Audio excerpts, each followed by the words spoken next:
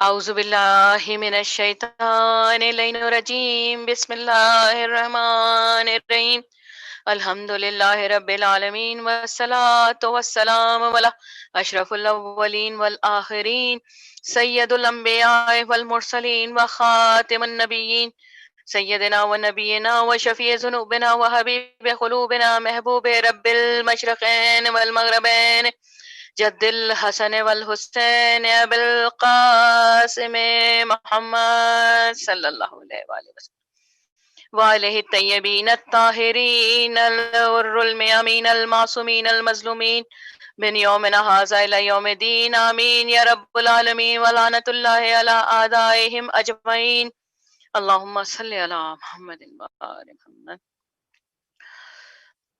جیسا کہ آپ لوگ جانتے ہیں کہ ہمارا عنوان ہے فضائل محمد وآل محمد اور اس کے اثرات نئی نسل پہ۔ اور میں نے آپ لوگوں کو بتایا کہ یہ جو فضائل ہیں، چاہے وہ عام شخصیت ہو یعنی کہ عام انسان ہو یا پروردگار عالم کے برگزیدہ بندے ہوں، پروردگار عالم نے ہر کسی میں کچھ نہ کچھ خاص بات رکھی ہے، لیکن ہر انسان دوسرے انسان سے مختلف ہے۔ لیکن محمد وآل محمد وہ نور کی اکائی ہیں کہ جن کے تمام کے فضائل بھی ایک ہیں، اور جن کی کہا جائے مشکلات اور جو بھی ان کے اوپر ظلم و ستم کیے گئے حالات و واقعات سے تھوڑے بہت مختلف ہیں،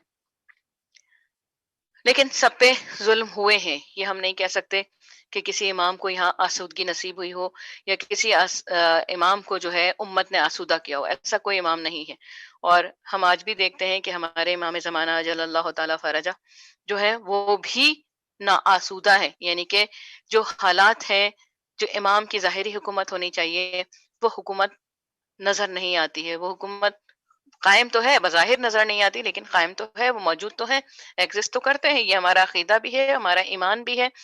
اور لوگ اس پہ سوال کرتے ہیں کہ اگر امام زمانہ اجل اللہ تعالی فرجہ موجود ہیں تو دکھتے کیوں نہیں ہیں؟ تو ہمارے پاس اس کا سب سے بڑا جواب یہ ہے کہ جو دکھتے تھے ان کے ساتھ تم نے کیسا سلوک کیا ہے۔ جو ظاہر بظاہر تمہیں نظر آ رہے تھے، جن کا اتباع کرنا چاہیے تھا، جن کا حق تھا کہ ان کا اتباع کیا جائے، کیونکہ میں اور آپ اتباع کرنے کے لیے پیدا ہوئے ہیں، نہ کہ حکومت کرنے کے لیے۔ حکومت صرف پروردگار عالم کا اختیار ہے کہ وہ جسے چاہے عطا فرما دے، اور جسے چاہے نہیں، کہ انسانوں میں تو ظاہری حکومت جو جہاں جہاں پہ جیسے کر رہے ہیں لوگ وہ ظاہری حکومت، لیکن پروردگار عالم کہ ہاں یہ اتنا بڑا رتبہ ہے جس کو ہم عام لوگ سمجھتے نہیں ہیں۔ ظاہری دنیا کی حکومت سے کہیں بلند درجہ حکومت پروردگار عالم نے اپنے آئمہ کو عطا فرمائی ہے، کہ حضرت سلمان علیہ السلام کے متعلق سوال کرتے ہیں امام حسن علیہ السلام کہ بابا آپ کی حکومت، حضرت علی علیہ السلام سے کہ بابا آپ کی حکومت زیادہ تھی یا حضرت سلمان علیہ السلام کی؟ تو مولا جو ہے وہ بادل کو اشارہ کرتے ہیں اور بادل زمین پہ اتر آتا ہے، پھر ایک اور بادل کو اشارہ کرتے ہیں، وہ بادل بھی زمین پہ اتر آتا ہے، پھر تیسرے بادل کو اشارہ کرتے ہیں، وہ بھی زمین پہ اتر آتا ہے۔ جب تینوں بادل آپس میں نیچے اتر آتے ہیں تو مولا تینوں کو ایک تہ بتہ ان کے اوپر جما دیتے ہیں، اور پھر کہتے ہیں کہ ان کے ساتھ حضرت عمار یاسر، حضرت سلمان فارسی، امام حسن علیہ السلام ساتھ ہیں، اور امام کہتے ہیں اس پہ آنکھ بند کرو اور سوار ہو جاؤ۔ بس یہ تینوں کے تینوں اس پہ سوار ہوتے ہیں، مولا سوار ہوتے ہیں، اور پھر کہتے ہیں اپنی آنکھیں کھولو۔ جب آنکھ کھولتے ہیں تو دیکھتے ہیں کہ علی ابن ابی طالب ایک تخت پر جو ہے وہ براجمان ہے، اور ان کے سر پہ جو ہے وہ یاقوت اور زبرجد سے، یعنی کہ وہ یاقوت زمینی یاقوت نہیں ہے، وہ اللہ تعالیٰ کا وہ یاقوت ہے کہ جس کی کہا جائے کہ ہم اس کی پہچان کو بھی نہیں پہنچ سکتے، وہ اس قدر خوبصورت، اور اس کی کہا جائے کہ جو پروردگار عالم کی بارگاہ میں جن کو مقرب پروردگار نے کیا ہے تو ان کے لیے وہ اشیاء بھی اتنی سپیریئر رکھتا ہے جس کا ہم سوچ بھی نہیں سکتے۔ یعنی کہ سپیریئر کوالٹی کی طرف تو سب جاتے ہیں کہ جی کوالٹی اچھی ہونی چاہیے، لیکن یہ محمد والے محمد وہ ہیں جن کے لیے پروردگار عالم نے ہر بہترین بہترین جو اس کے کہا جائے پروردگار عالم کے شایہ نشان ہے، وہ تمام چیزیں پروردگار عالم نے محمد وآل محمد کے لیے منتخب کی ہیں، ان کے لیے انہیں اختیار دیا استعمال کا. تو دیکھتے ہیں کہ حضرت علی علیہ السلام ایک تخت پہ بیٹھے ہوئے اور قضاء و قدر کر رہے ہیں، یعنی کہ فیصلے کر رہے ہیں. پھر مولا اپنی جو ہے حکومتوں کو دکھاتے ہیں، یعنی کہ ان کے سامنے سے جو ہے وہ تمام حجابات ہٹ جاتے ہیں. حجابات ہے کیا کہ ہماری آنکھیں عام سی آنکھیں ہیں، وہ ان کے حجابات تک کو نہیں پہنچ سکتی ہیں، یعنی کہ ان کے جو سر الہی ہے، ان کے جو کہا جائے کہ اسرار ہیں، ان تک کو ہم برداشت نہیں کر سکتے ہیں. یہ میں پہلے بھی آپ لوگوں سے کہہ چکی ہوں کہ ہم ان کے اسرار کو برداشت نہیں کر سکتے، ہم ان کے راز کو نہیں جان سکتے ہیں، لیکن ہمیں بس یہ یقین کرنا ہے اور ان کے فضائل جو بیان کیے گئے ہیں، جو نظر آئے لوگوں کو، اس سے ہمیں یقین کرنا ہے. تو مولا دکھاتے ہیں اپنے اسرار، دکھاتے ہیں اور دکھاتے ہیں کہ ایک جگہ پہنچتے ہیں تو دیکھا ایک درخت جو ہے وہ بالکل خشک ہو چکا ہے. وہ درخت امام علی علیہ السلام سے گفتگو کرتا ہے اور کہتا ہے مولا 40 دن ہو گئے ہیں کہ آپ یہاں تشریف نہیں لائے ہیں. تو مولا ارشاد فرماتے ہیں کہ میں اب آ گیا ہوں. بس اسی خوشی میں وہ درخت جو ہے وہ سرسبز ہو جاتا ہے. فرشتے مولا کے استقبال کے لیے کھڑے ہیں. مطلب یہ تو بہت چھوٹی چھوٹی باتیں ہیں جن کو میں بیان کر رہی ہوں، منو ان وہ واقعہ مجھ سے بیان نہیں ہو پا رہا ہے کہ میں وہ بیان کر سکوں، کیونکہ ظاہری بات ہے کہ ہر بات کو بیان کر دینا بھی آسان بات نہیں ہوتی، کہ ہمیں نہیں پتا کہ میں جو کچھ بیان کر رہی ہوں ان میں سے کون کون لوگ اس کو لے لیں گے اور کون لوگ اس میں شک میں مبتلا ہو جائیں گے. اور جو شک میں مبتلا ہو جائے گا تو یقینی بات ہے کہ میری چیز میں عظمت بتانے جا رہی ہوں اور سمجھنے والا یہ سمجھ رہا ہے کہ یہ جو ہے مطلب یہ ایسے کیسے ہو سکتا ہے، وہ شک میں مبتلا ہو جائے. تو یہ بھی باتیں ہمیں مد نظر رکھنی پڑتی ہیں کہ لوگوں کو جو کچھ بیان کیا جائے وہ اس کو لے لیں، نہ کہ اس کو رد کر لیں. اور فضائل ایسی چیزیں جن کے لیے خود جو ہے نبی صلی اللہ علیہ وسلم نے ارشاد فرمایا کہ ہمارے فضائل پہ، امام جعفر صادق علیہ السلام نے فرمایا کہ ہمارے فضائل پہ شک نہ کرو، جو ہمارے فضائل پہ شک کرتا ہے وہ کافر ہو جاتا ہے. تو اس لیے میں تھوڑی ہی باتیں بتا کے جا رہی ہوں تاکہ آپ یقین کر سکیں اور ایمان لا سکیں اس کے اوپر، کیونکہ ایمان کے رکھوالے ہیں ہم سب، ایک دوسرے کے ایمان کے رکھوالے ہیں. اگر کوئی شخص کسی کے گھر میں چوری کر لیتا ہے تو اصل میں وہ اس کے ایمان کی چوری کرتا ہے، اس کے ایمان کو متزلزل کر دیتا ہے.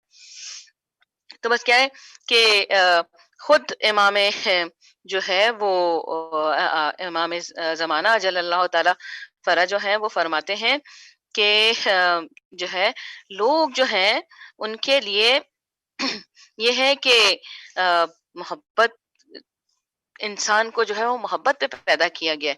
انسان جو ہے وہ اخلاق ہے اور انسان کبھی نفرت نہیں کرتا ہے، اس کے نفرت کی ضرورت نہیں، لیکن حالات اور واقعات ایسے ہوتے ہیں کہ اسے نفرت میں مبتلا کر دیتے ہیں.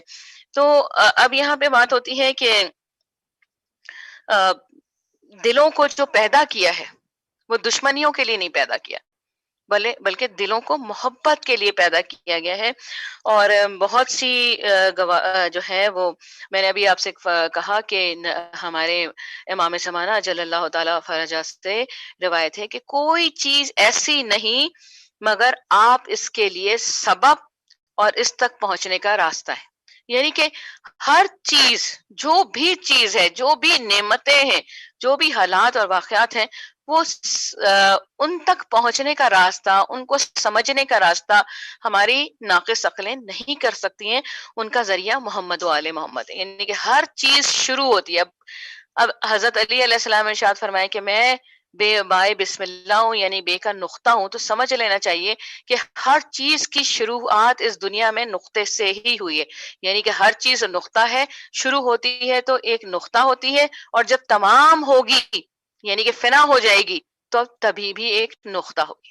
انسان جو ہے وہ کیا ہے، اس کے دو شریک ہیں اور ایک شریک وہ ہے کہ جو اس کے وارثین ہیں، اور دوسرا حوادث ہیں، یعنی کہ جو حادثات ہم پہ رونما ہوتے ہیں وہ ہمارے شریک ہیں. کسی وقت بھی کسی کے ساتھ کوئی بھی حادثہ لاحق ہو سکتا ہے. تو اب جب کسی کے ساتھ کوئی بھی معاملہ ہو سکتا ہے تو اسے چاہیے کہ وہ پروردگار عالم اور ائمہ معصومین علیہم السلام یعنی کہ کیا الفاظ ادا کرے گا، بسم اللہ الرحمن الرحیم، لا حول ولا قوت الا باللہ العلی العظیم، اللہم صلی علی محمد و آل محمد. تو آپ کی مشکل آسان ہو جائے گی، آپ کا سبب بن جائے گا. آپ کو جہاں تک پہنچنا ہے ان کے ذریعے سے آپ پہنچ سکیں گے. اور پروردگار عالم کی جتنی بھی نعمتیں ہیں وہ ان سے شروع ہوتی ہیں اور انہی پہ تمام ہوتی ہیں. اور پھر پروردگار عالم قرآن پاک میں ارشاد فرما رہا ہے کیا ان کے دلوں پہ تالے پڑے ہوئے ہیں جس کے نتیجے میں کوئی چیز ان میں داخل نہیں ہو سکتی. یعنی کہ داخل ہونے کا ظرف بھی جو ہے وہ دل ہے. دل کے ذریعے سے ہم کوئی چیز لے لیتے ہیں اور دل کے ذریعے سے ہم کوئی چیز نہیں لیتے. یہی بات میں نے فضائل کے اس میں بھی کہا تھا کہ ہم جب فضائل کوئی مولانا نے ارشاد فرمایا کہ جب کوئی بیان کرے فضائل ہمارے اور تمہارا دل نرمی سے لے لے تو جو نرمی سے لے لے اسے تم لے لو, اور جو جس میں تمہیں شک میں مبتلا ہونے کی ہو اور تمہیں یقین نہ آ رہا ہو تو تم ہماری طرف ہی پلٹا دیا کرو تاکہ تم جو ہے وہ کفر میں مبتلا نہ ہو جاؤ, یعنی کہ منکر نہ ہو جاؤ, کیونکہ ہمارے باپ تک تم پہنچ ہی نہیں سکتے ہو. تو پھر فرماتے ہیں کہ قرآن پاک میں ارشاد ہوتا ہے کہ سورہ مستفین میں کہ اس طرح نہیں ہے بلکہ ان کے اعمال کی وجہ سے ان کے دلوں میں تالے پڑ گئے. اب اعمال ہم نے کہاں سے کرنا ہے, ہم نے کہاں سے سیکھنا ہے, ہم نے انہی سے سیکھنا ہے, محمد والے محمد سے.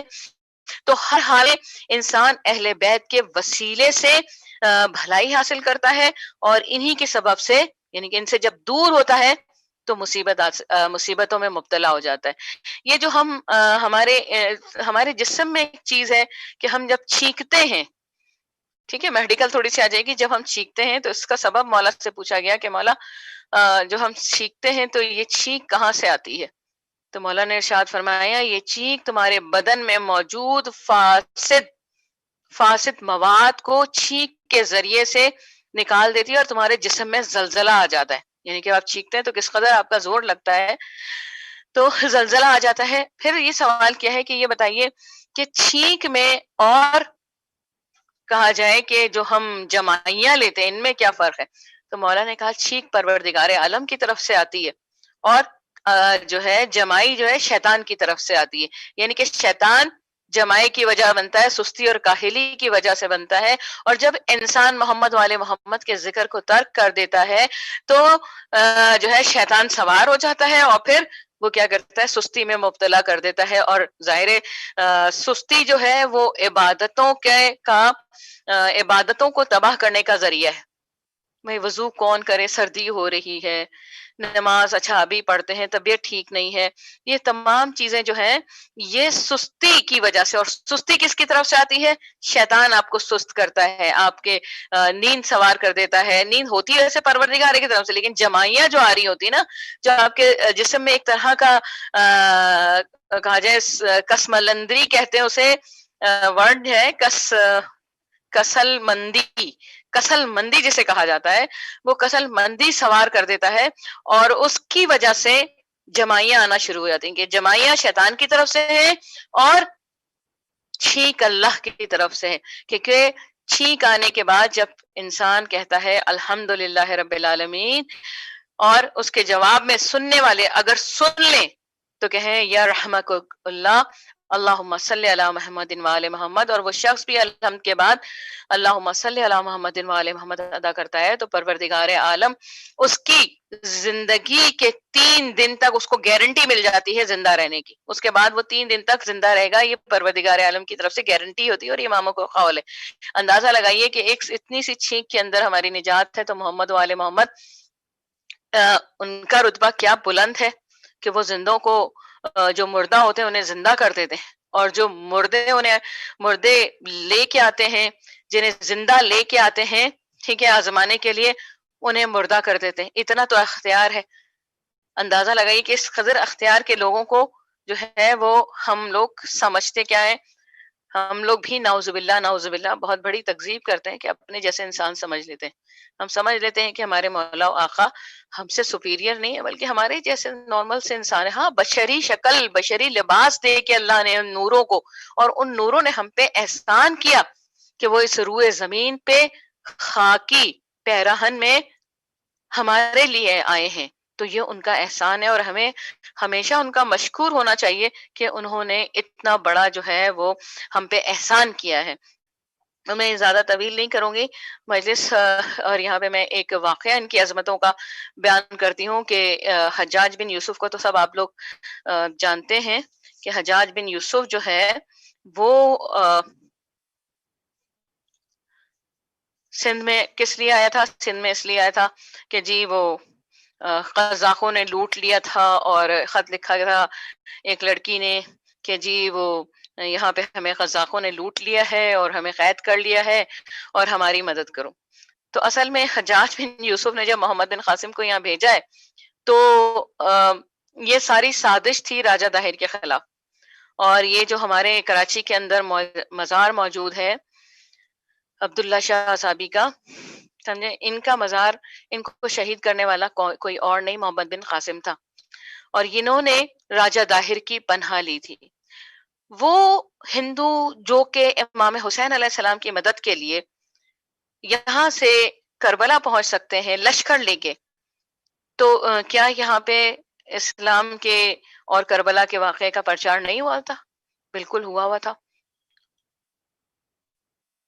پھر بھی راجہ داہر نے جو ہے ہمارے کہا جائے امام کی اولادوں میں سے عبداللہ شاہ غازی کو بہت سارے سواروں کے ساتھ ان کی حفاظت کی تھی اور ان کے ساتھ ساتھ رہتے تھے، لیکن دھوکے سے محمد بن قاسم نے انہیں شہید کر دیا اور ان کے بھائی جو مصری شاہ کے نام سے مشہور ہے ان کو کر دیا. اور یہاں پہ یہ ہے کہ آج تک دیکھیے دنیا کے بہت جگہوں پہ سمندروں میں بڑے بڑے طوفان اٹھتے ہیں، لیکن یہ ان کا خاصہ ہے اور ان کی کرامات میں سے ایک کرامت ہے بہت بڑی. اس کراچی پہ احسان ہے، سندھ پہ احسان ہے کہ یہ وہ رستہ ہے کہ یہاں سے سمندر گزرتے رہے ہیں، لیکن آج اتنے سو سال گزر چکے ہیں، سمندر کے پانی کو ایک کوزے میں لینے کے بعد سے جب انہوں نے اس پر ڈالی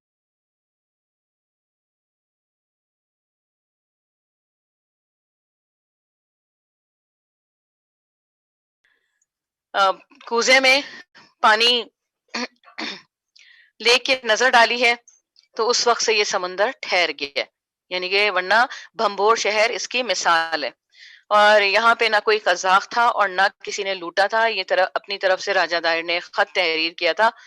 اور کیا ہے کہ جب یہ سب سے بڑی بات ہے ان کے فضیلت کی کہ جو ان کی اولاد ہوگی اس کی بھی یہ فضیلتیں ہیں. اور ہم میں آج بھی بہت سارے ایسے نقوی کاظمی موجود ہیں جو کہ باب الحوائج کا درجہ رکھتے ہیں، ہمیں معلوم نہیں ہے. تو حجاج بن یوسف نے ایک چاہنے والے کو بلایا ہے اور کہا، اس سے سوال کیا ہے کہ یہ بتاؤ، جب جہاں راجہ داہر کا سب سے بڑا ظالم یعنی کہ تیسرے نمبر پہ ظلم کرنے والا انسان ریکارڈڈ ہے کہ یہ وہ شخص تھا جس نے اتنا ظلم کیا ہے سیدوں پہ کہ ہر صبح اپنی جب کرتا تھا تو ایک سید کے خون کو، یعنی کہ ایک سید کو ذبح کرواتا تھا اور اس کے خون سے گندے ہوئے آٹے کی روٹی سے وہ اپنی صبح یعنی کہ اپنے ناشتے کا افتتاح کرتا تھا. اتنی شقاوت تھی اس کی میں.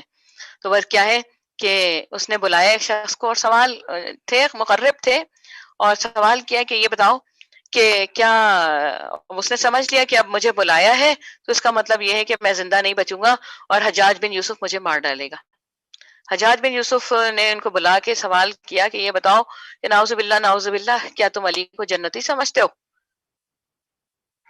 تو کہتا ہے، وہ کہنے لگے کہ میں آج تک جنت اور جہنم میں گیا نہیں ہوں، اس لیے میں بتا نہیں سکتا کہ علی جنتی ہے یا نعوذ باللہ.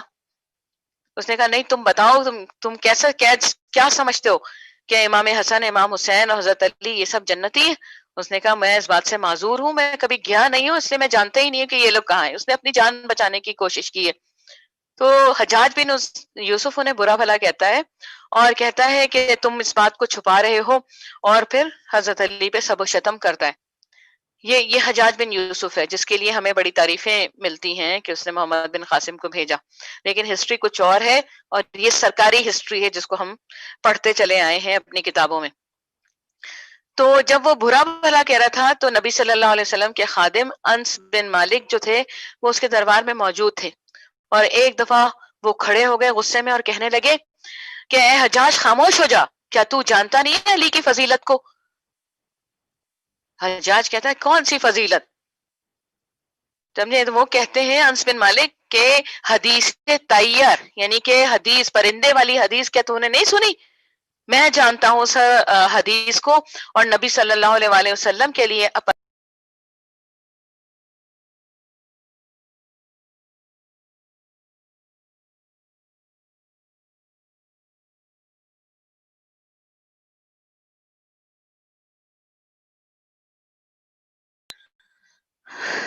معذرت، کیا کیا جائے، فون کر رہے ہیں۔ اور تو یہ یہاں پہ کیا ہے کہ حدیث یہ ہے کہ بھیجا ہے،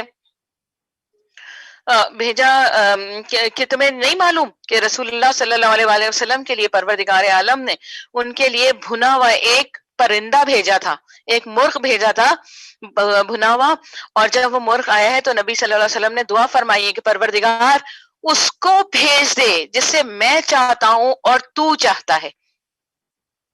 بس ایک دفعہ دروازے پہ دخل باب ہوا ہے اور میں گیا ہوں تو دیکھا میں نے کہ علی ابن ابی طالب موجود ہے۔ تو میں نے کہا کہ یا علی، آپ ذرا دیر میں آئیے گا، نبی صلی اللہ علیہ وآلہ وسلم اس وقت مصروف ہیں۔ وہ پلٹ جاتے ہیں، اور میں چاہتا تھا کہ کوئی میرے قبیلے سے، کوئی میرے کہا جائے کہ خاندان سے کوئی شخص آئے جو نبی کے ساتھ اس عظمت میں شامل ہو کہ نبی کے ساتھ بھنا ہوا مرغ تناول کرے، میں یہ چاہتا تھا۔ لیکن پھر نبی صلی اللہ علیہ وآلہ وسلم نے دعا فرمائی کہ پروردگار عالم اس کو بھیج دے جسے میں چاہتا ہوں اور تو چاہتا ہے۔ بس حضرت علی علیہ السلام دوبارہ آئے ہیں، اور میں نے پھر وہی کہا کہ یا علی، نبی صلی اللہ علیہ وسلم مصروف ہے، آپ تھوڑی دیر بعد آئیے گا۔ اور میرے دل میں یہی بات آئی کہ پروردگار کسی ایسے کو بھیج دے جو میرے خاندان سے تعلق رکھتا ہو، جو میرے قبیلے سے تعلق رکھتا ہو، یہ فضیلت میرے خاندان کو نصیب ہو جائے۔ بس تیسری دفعہ نبی صلی اللہ علیہ وآلہ وسلم نے دعا فرمائی ہے کہ یا اللہ اس کو بھیج دے، میرے شریک اس میں تناول کرنے کے لیے اس کو بھیج دے جسے تو چاہتا ہے اور جسے میں چاہتا ہوں۔ بس اس دفعہ پروردگار عالم نے پھر حضرت علی علیہ السلام کو جو ہے دروازے پہ روانہ فرمایا، اور میں دیکھ رہا ہوں کہ علی آئے ہیں اور کہنے لگے، تو میں نے وہی بات دہرانی چاہی، علی نے مجھے ہٹایا اور اندر داخل ہو گئے کہ نبی بغلبیر ہوئے کہ یا علی اتنی دیر سے آپ کہاں تھے، میں آپ کو بار بار جو ہے بلا رہا تھا، لیکن کہا یا نبی صلی اللہ علیہ وسلم میں دروازے پہ 2 دفعہ پہلے بھی آ چکا ہوں، لیکن انس بن مالک نے مجھ سے کہا کہ دیکھو کہ نبی ابھی مصروف ہے، تم بعد میں آنا۔ نبی صلی اللہ علیہ وسلم نے انس بن مالک کو بلایا کہ کہا کہ تم نے ایسے کیوں کیا علی کے ساتھ؟ تو کہا کہ یا رسول اللہ صلی اللہ علیہ وسلم، میرے دل میں خواہش تھی کہ یا میرے خاندان یا میرے قبیلے کا کوئی شخص آئے اور آپ کے ساتھ اس فضیلت میں شامل ہو جائے۔ تو نبی صلی اللہ علیہ وسلم نے ارشاد فرمایا، بالکل تو اپنے قبیلے سے سنسیئر ہے، اپنے قبیلے کے ساتھ ہے، اور کوئی بھی انسان ہوتا وہ یہی چاہتا۔ تو بس یہ وہ فضیلت ہے کہ حضرت علی علیہ السلام نے نبی صلی اللہ علیہ وآلہ وسلم کے ساتھ وہ بھنا ہوا مرغ تناول کیا ہے۔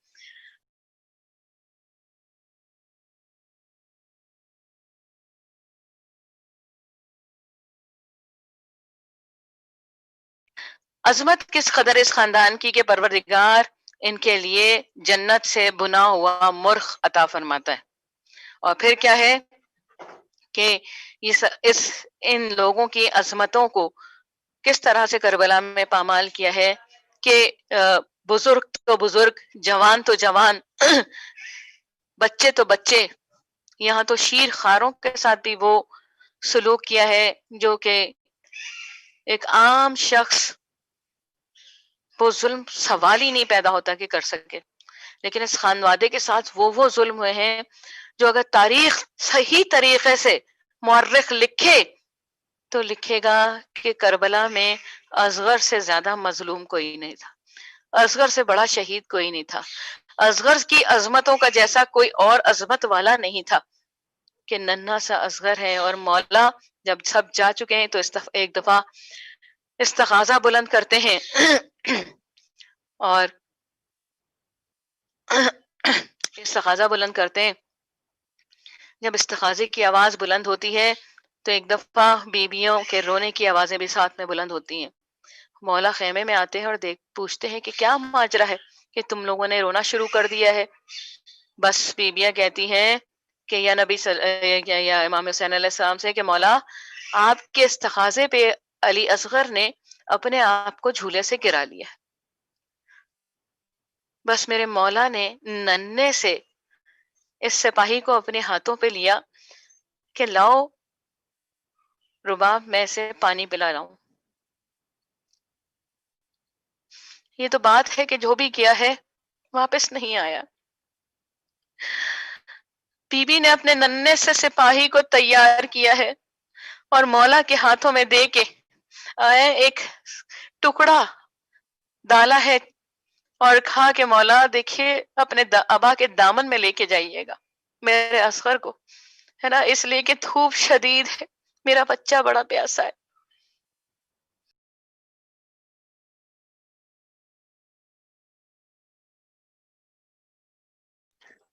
ابھی سیراب کر کے لاتا ہوں. بس مولا اسے لے کے گئے ہیں اور فوج شام کے سامنے اس کملائے ہوئے چہرے کو سامنے کیا، اپنے بازوؤں سے مولا نے دکھایا کہ دیکھو میرا بچہ 3 دن سے پیاسا ہے، ایک قطرہ پانی نصیب نہیں ہوا. فوج شام دیکھتی ہے اور پھر سمجھتی ہے کہ مولا کہیں یہ پانی خود نہ پی لے. میں کہوں گی میرے مولا کو اب کیا رغبت رہ گئی ہے پانی سے، کہ جب حبیب ابن بظاہر چلے گئے، جب آنو محمد چلے گئے، جب علی اکبر جا چکے ہیں، جب عباس جیسا گڑیل بھائی جس کی شان بیان سے باہر وہ اس دنیا میں نہیں رہا، تو اس مولا امام حسین علیہ السلام کا اب دل کس چیز پہ دھڑکے گا؟ ایک علی اصغر ہے، مولا اس سپاہی کو اپنے ہاتھوں پہ سوار کر کے لے کے آئے ہیں کہ دیکھو یہ ننھا پیاسا ہے، اگر ذرا 2 گھونٹ اس بچے کو پلا دو. لیکن سمجھنے والے سمجھتے ہیں کہ حسین اپنے لیے پانی مانگا. مولا دلوں کے حال کو جاننے والے ہیں. ایک دفعہ تپتی ہوئی زمین پہ اصغر کو لٹا دیا اور لٹانے کے بعد کہا میں ذرا دور ہو جاتا ہوں، خدا کے پلا لو اگر تمہیں یہ شک ہے کہ میں اپنے لیے پانی مانگ رہا ہوں. ہائے دیکھا مولا نے انتظار کیا، جب ذرا دیر میں بھی کوئی نہیں آیا تو اپنے ہاتھوں پہ دوبارہ اٹھا لیا. ہائے فوج شام میں سے کچھ تیار ہوئے کہ حسین کے بچے کو پانی پلائے. ارے منہ لپیٹ لپیٹ کے سونا شروع کیا ہے. ایک دفعہ ہمارے ساتھ کہتا ہے حرملہ اس پہ نہ تلوار سے حملہ ہو سکتا ہے، ارے نہ نیزے سے، یہ تو اتنا سا بچہ ہے، اس کے لیے کون سا ایسا زیور تیار کیا جائے جو اسے دنیا سے رخصت کر سکے. ایک دفعہ حرملہ جو بہت بڑا تیر انداز ہے، ایک تیر جوڑتا ہے اور جب چلاتا ہے تو تیر خود بخود نیچے گر جاتا ہے، پھر دوسرا تیر ایک کے بعد 2 3 تیر جوڑنے کے بعد سے جب گر جاتے ہیں تیر تو میرے ساتھ ڈانٹ کے کہتا ہے حرملہ آج تیرے ہاتھوں میں طاقت نہیں ہے، تو اتنا بڑا تیر انداز ہے، ایک بچے میں تیرا تیر نہیں چل رہا ہے. کیسے چلے کہ جناب سیدہ سامنے موجود ہے. ہائے تو اسے ننھے کو شہید کرے، اس ننھے کو شہید کرے گا. بس ایک دفعہ سہ شعبہ تیر، یہ بتاؤ کہ یہ تیر جب تیار کیا گیا ہے نا تو یہ ان جانوروں کے لیے تیار کیا گیا تھا جو زخمی ہو جاتے تھے، ہے نا، جب وہ تڑپنے لگتے تھے تو یہ تیر مارا جاتا تھا تاکہ ان کو سکون مل جائے، ان کی زندگی تمام ہو جائے. اور عرب کی تاریخ میں اس سے پہلے کسی انسان پہ یہ تیر نہیں چلا تھا. بس یہ 2 مقام پہ ملتا ہے کہ پہلی دفعہ اصغر کا وہ ننھا سا گلو تھا جس میں یہ تیر سے شعبہ مارا. یک شعبہ تھا، دو شعبہ تھے اور یہ تیسرا شعبہ، یعنی کہ 3 جو ہے وہ دہانے والے وہ تیر تھے. بیان سے بات کہ وہ تیر چلا ہے اصغر پہ اور مولا دامن میں سمیٹتے رہے، لیکن تیر نے تلاش کیا گلے کو. ہائے مجھے نہیں پتا کہ تیر جو ہے اس نے اصغر کو سہارا دیا ہوا تھا، سنبھالا تھا، یا اصغر کے گلے نے تیر کو ننھا سا اصغر اور تیر کی لمبائی کہیں بڑی. ہائے اصغر شہید ہو گئے. میرے مولا نے ایک دفعہ خون علی اصغر کو ہاتھ میں لیا، چاہ کے زمین پہ ڈالے، آواز آئی حسین یہ خون ناک مجھ پہ گرے گا تو قیامت تک ایک دانہ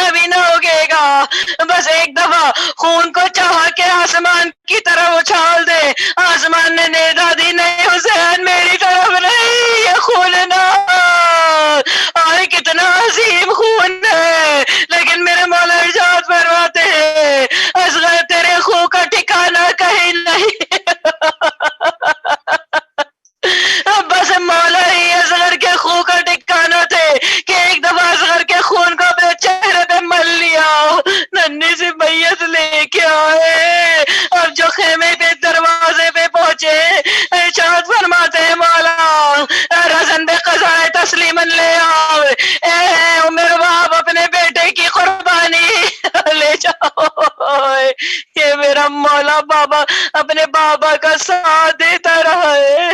ایک دفعہ جو ہے تیر سے شہید ہوا نا، میرے مولا کے ماتھے پہ ہی یہ سہ شعبہ تیر جو ہے ایسا مارا گیا تھا کہ مولا کے ماتھے پہ یہ تیر لگا تھا اور مولا گھوڑے پہ ڈگمگا گئے تھے۔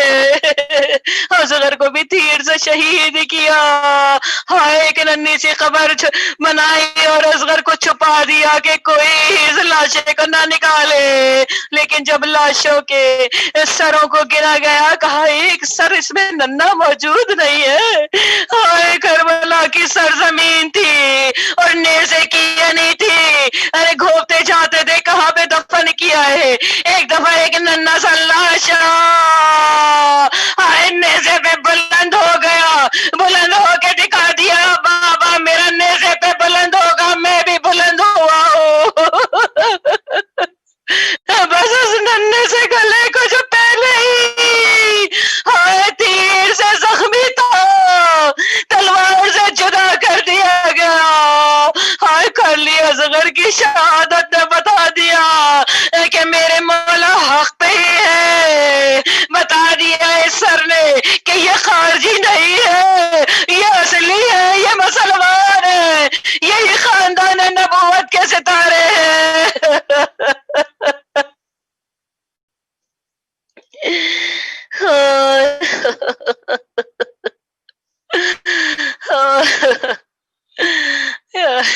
بی بی اپنے دل اپنے کلیجے کے ٹکڑے کا پرسہ قبول کیجئے بی بی اس ننھے علی اصغر کا۔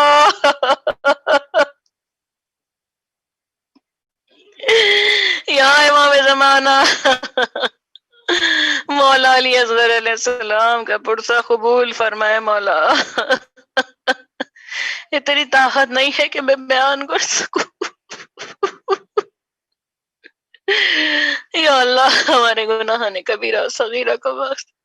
پروردگار عالم حضرت آدم سے لے کے آج تک جو لوگ پیوند ضمیر ہیں ان سب کو بحق محمد وآل محمد جوار امام حسین علیہ السلام میں محشور فرما دے۔ پروردگار عالم میرے مولا و آقا امام زمانہ کو صحت سلامتی طول عمر عطا فرما، جلد از جلد ان کے وسیلے سے ان کے واسطے سے ان کی حکومت کو قائم فرما دے۔ ہم سب مالا کے معرفت کے امیدوار ہے پروردگار، ہمارے لیے ان کی معرفت، ان کی غلامی اور کنیزی مقدر فرما دے۔ پروردگار عالم جو لوگ اپنے رزق اور روزگار کی وجہ سے پریشان ہیں پروردگار ان سب کو بحق امام جعفر صادق علیہ السلام بہترین رزق اور روزگار عطا فرما۔ پروردگار عالم جو لوگ بیمار ہیں بحق امام زین العابدین علیہ السلام ان سب کو صحت کاملہ اور عاجلہ عطا فرما۔ پروردگار عالم جو لوگ کرونا کی بیماری میں مبتلا ہو گئے ہیں، اس مصیبت کو، اس بلا کو، اور جو موسمی حالات اس وقت ہمارے شہر کے اور جہاں جہاں پہ بھی تباہ کن ہے پروردگار ان سے سب کو محفوظ فرما اور ان حالات کو سازگار بنا دے، ہمارے اعمالوں کو درست بنا دے پروردگار عالم، درست فرما دے تاکہ یہ جو مصیبتیں ہم پہ نازل ہو رہی ہیں ہمارے لیے باران رحمت ہو، باران مصیبت نہ بن جائے پروردگار عالم۔ پروردگار عالم بخش بحق محمد وآل محمد ہماری دلی خواہشات خصوصاً حج و زیارات کی خواہشات کو پروردگار عالم اسی سال جو اپنی بارگاہ میں قبولیت کا درجہ عطا فرما تاکہ اپنے مولا آقا کی قدم بوسی کے لیے جا سکیں، تیرے گھر کے حج کو ادا کر سکیں۔ پروردگار ہمارے اعمالوں کو درست فرما دے۔ پروردگار جو تمنا ہے جہاں جہاں جن لوگوں کی جائز دلی مرادیں ہیں پروردگار ان کے حق میں ان کو اپنی بارگاہ میں جلد از جلد بحق محمد والے محمد قبول فرما لے۔ اور میری بھی ایک مخصوص بہت ہی اہم ترین جو دعا تیری بارگاہ میں ایک عرصے سے کروا رہی ہوں پروردگار بحق علی ابن ابی طالب جیسے انہوں نے عطا تھا مجھے بھی عطا فرما دے۔ پروردگار عالم مجھے بھی ان کے ذریعے سے میرے مولا و آقا کے ذریعے سے مجھے وہ میری خواہش میری تمنا کو عطا فرما دے۔ اس فرش کے واسطے سے میں مانگ رہی ہوں پروردگار مجھ سے آسانی کر دے، تمام مومن و مومنات پہ آسانی فرما، مجھ پہ بھی آسانی فرما دے پروردگار، اور دارین کی نیکیاں دارین کی رحمتیں و برکتیں عطا فرما۔ الا لعنت اللہ قوم الظالمین انک انت السمیع العلیم ربنا تقبل منا انک انت السمیع العلیم اللہم صلی علی محمد۔